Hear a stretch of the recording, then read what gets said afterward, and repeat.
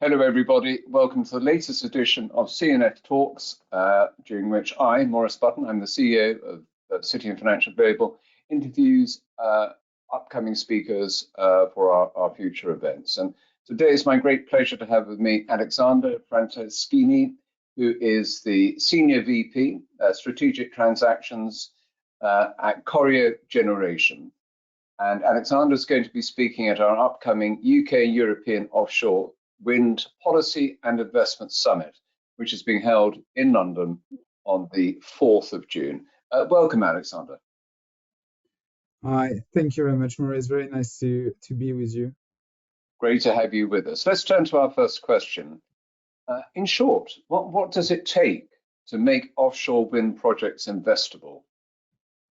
I think what people would want for and look for, both on the, I guess, probably debt and equity side, is, very, very strong contractual setup.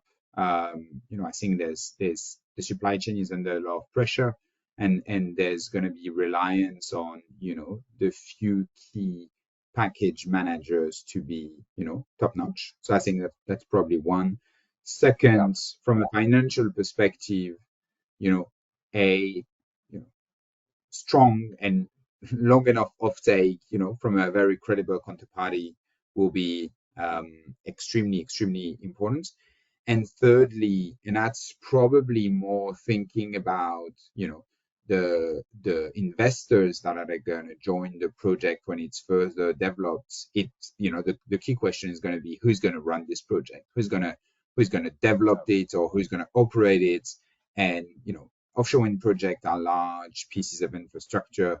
That they're not, smaller solar projects that kind of run themselves, right? We're talking about mega infrastructure with people to manage and a lot of risks that a skilled operator has to manage. That's probably the three things I would highlight. Yeah, the three fundamentals. I mean, obviously, you mentioned just very briefly supply chain issues. One reads about these problems with there being massive demand, because obviously every country across the world is investing in renewable energy. And I suppose global demand is a key issue, not just for components, but for skilled workers. Do you think the UK is going to have sufficient of both to achieve its ambitions? The UK has the potential, and I think the UK is in a great spot because of the track record, and the UK benefits from a first mover advantage. I mean, after China, this is still the country with the most offshore wind installed in the world. Yeah. So I mean, it has a competitive edge. However, I think you cannot just feel that that's going to be enough. We see countries around the globe where auctions in particular are designed to help strengthen the supply chain. They are designed to support local commitments, supply chain development in country or in regions, which the UK has started to do, especially with the CFD scheme, but probably needs to do more. So in a nutshell, I would say the UK has everything they need, but it's not enough, and they need to continue doing it. And that's the only way they're going to make this project real. I suppose one part of how attractive it is, or how attractive the UK is to international investors, is the policy and the regulatory and the tax environment. Do you think that's sufficiently supportive here? And what about the auction processes? Are the strike prices and CFDs internationally competitive? Once more, I think one of the great strengths of the UK, and being in a company where we've invested in obviously a lot of the UK, but also other geographies, the strong track record of the offshore winds sector in the UK is helping, right? It has been supported by many governments or policymakers through different schemes.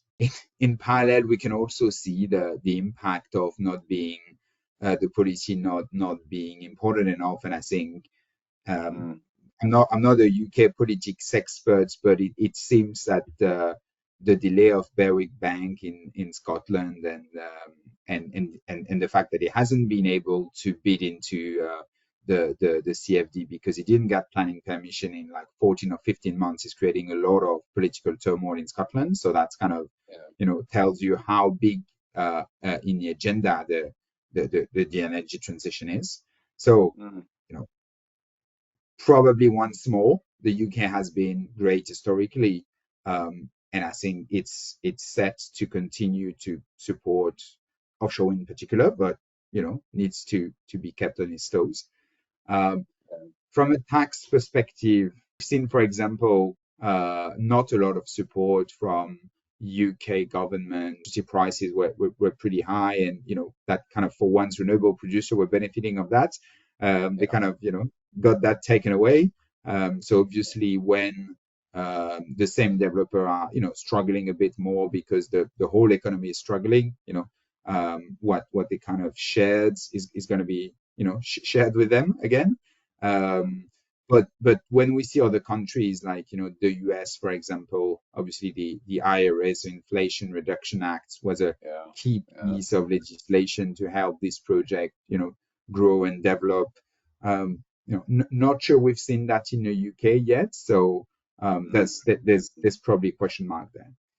And to your last point on auctions, I mean, yes, I think the strike price for the CFD that was announced recently is probably high enough.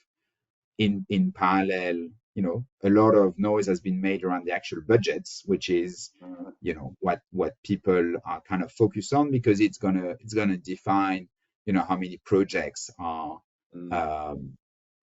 actually like delivered. So question mark there, is his budget big enough? And once more, if we look at the prices, I mean, yes, £73 is probably it's probably good enough for some project to bid this year. But we should look at other places in the world and in the US also once more, for example, where strike prices for PPAs that were awarded by either New York or New Jersey were in the $150 kind of range, right? But these auctions were also supporting local supply chain, turbines, or part of turbines made in the US. So that's kind of back to how to enhance the supply chain. You won't be able to help develop a local supply chain with just auctions being price driven only. You need to add a factor which is around where are you producing your turbines. I think so. That's a very good point. I mean, you touch on the US, but looking across Europe, which regions, which countries does Corio Generation see the best opportunities? I mean, we have a global pipeline with very different attitudes, let's say. So we've been a, let's say, historical player in the UK, because obviously, I mean, Corio is only a couple of years old, but we were doing exactly the same work at Macquarie Green Investment Group, and before that the Green Investment Bank. So we actually have been working in the offshore industry for more than 10 years. So the UK is obviously the home markets, islands. We were one of the recent winners from the ORES round last year with the Scared Road project. So that's probably a focus in Europe. And then Asia, we've historically been pretty strong, particularly in Korea and Taiwan. And we've also made a market entrance in the US last year. And that's kind of probably where our most advanced pipeline is, and where probably like few of the key markets showing today. In addition, we're making progress in the probably the big geographies that are going to support offshore winds. I think people are calling that the biggest leap, or sorry, pardon my English, not exactly the right term, but people like Brazil, Australia, that have big countries with large population, very important energy needs, strong, like long coastline, basically countries made for offshore wind. So, Brazil and Australia, two countries we are focusing heavily on. Yeah, some great opportunities there. Finally, if you were to list the top one or two challenges facing the industry, that would be very helpful. I was just wondering whether one of them was the commitments of governments to their net zero policies and therefore their interest in offshore energy. I mean, here in the UK, there's been a slight scaling back by the government of their net zero ambitions. How do things like this affect the rollout of offshore wind? When you look at all of these projects, what is true today is you need strong policy support, simply because of the most recent interest rate environment and cost inflation, right? So, as of today, it would be difficult to get projects in the water without any, policy support, let's call it.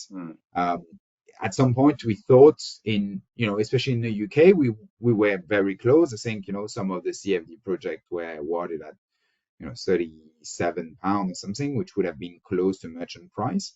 But I guess both the mix of enough demand for corporate PPA, and prices makes policy kind of support very, very important. So if governments are not as strong policy wise, that's going to be an issue. That's clear.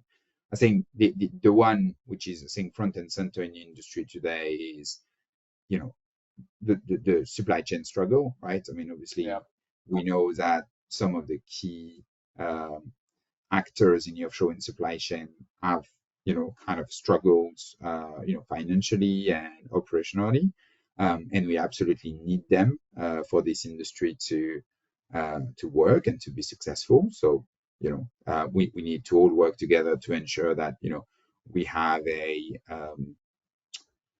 balanced supply chain, that is making enough margin to continue to live, but also that has pricing competitive enough to, help the developers get the project in the water. But, the reality is when we look at all the targets from the government and the actual deliverability of, turbine, DC cables, installation vessels, there is a real shortage. And this shortage is basically, getting to cost inflation and, hence at the end of the day, higher electricity bills for consumers. So, for me, top issue to solve or, to work with is, ensuring a smoother, value chain around the value around supply chain. That's probably the one. And second is a very kind of, technical constraint, which is obviously extremely local, but it's general over the world, is availability of grids and, how do these projects are actually exporting electricity, and the number of improvements we have to make to, the different network systems across the globe. Well, a great opportunity with some challenges, but I'm sure that they'll be overcome. We're now going to have to, I think, call it a day on the interview, Alexandre, because we're somewhat short of time. But for our viewers, just to say that if you'd like to hear more from Alexandre and the many other great speakers we have at the summit, is being held in London on the 4th of June. Further information from www.cityandfinancial.com. So with that, it just remains for me to say, Alexandre, thank you very much for sharing those insights today. No, thank you very much, Maurice. And looking forward to see plenty of people on 4th of June. Excellent.